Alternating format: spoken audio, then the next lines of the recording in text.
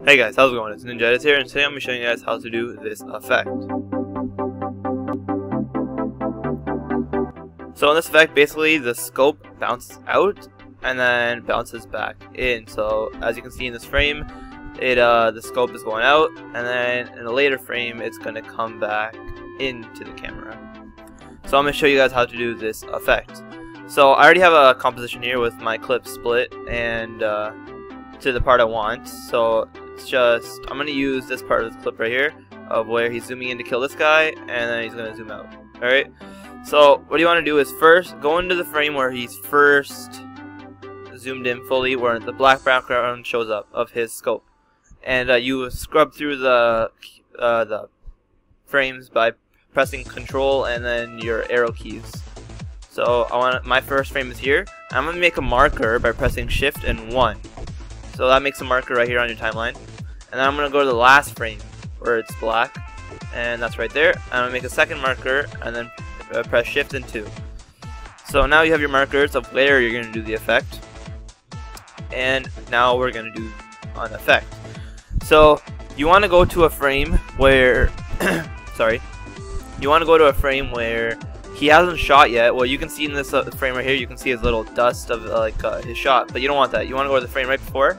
So right here, where it's clean and the kill is right in the center of his crosshairs.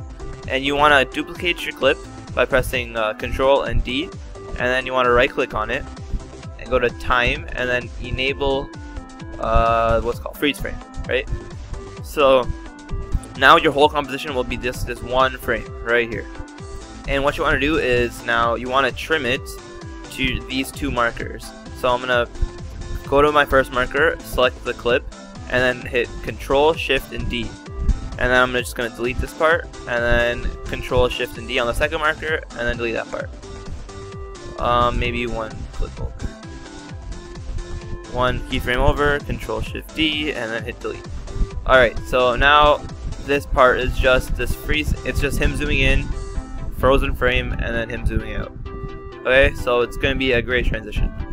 So now what you want to do is select this layer, and then go up here and then select your ellipse tool, and you want to go to the center of the crosshair and then drag out, and then press Shift and then Control, so to make it a perfect circle, and then just select the background.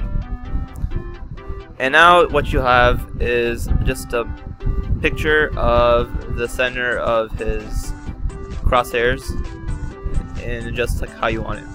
So now make a new solid by pressing Control and Y, and you just want to make it pure black, just black as it can be, and then put it underneath the scope. And now what you want to do is trim it just like how you did the scope layer, and then you can go to the end of it and then trim it again, and now all you have is this.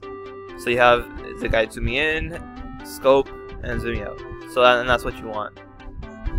And now we're gonna animate this. But first, the feather looks, the mask looks a little hard. So you want to select the layer and then hit F on your keyboard, and then just bump up the feather to like 25.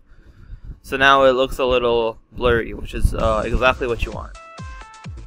So now what you want to do is go to the first frame on your layer, and then hit S on your keyboard and then make a keyframe. Go to the last frame and then make a keyframe, and then go to the middle frame. The middle doesn't really depend for exact, just make it somewhere in the middle. We're gonna fix the timing later.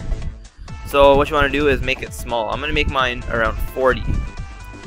So there you go. And now what the animation is, it goes out and comes back in.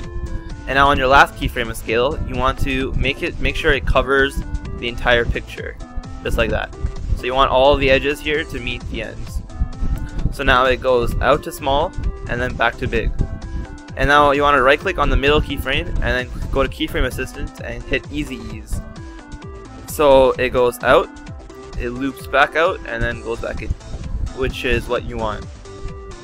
And now you want to go to rotation, make a keyframe, and then just go to scale and then base your keyframes on rotation on where the scale keyframes are. just like that. So now my keyframes are in the exact same position as the scale, but on rotate. And then in the middle rotation keyframe, you want to make it around 45. Okay, and then so it goes out and then rotates back to normal. And then again, you want to right click on the middle one, assist, easy ease.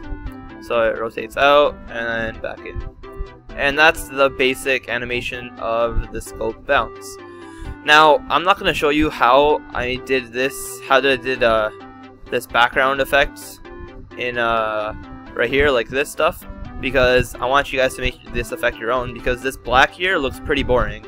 So you have to figure out a way to make it look a little more appealing to the eye.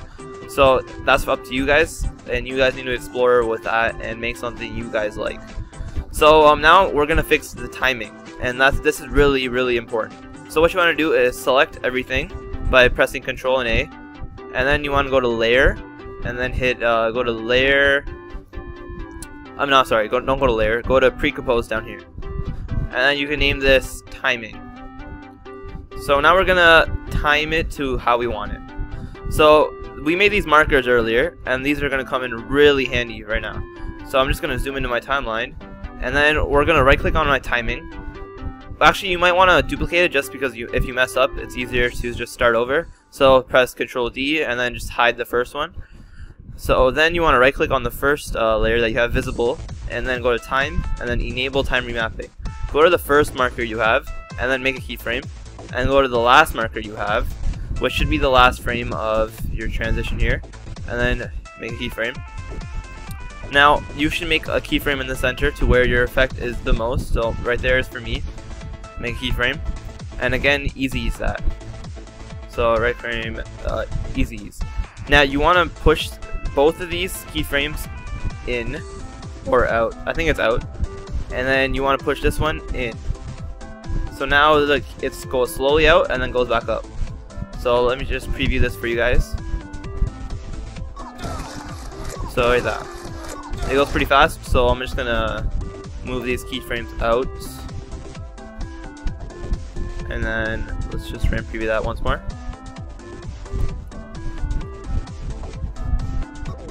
Yeah, that's perfect.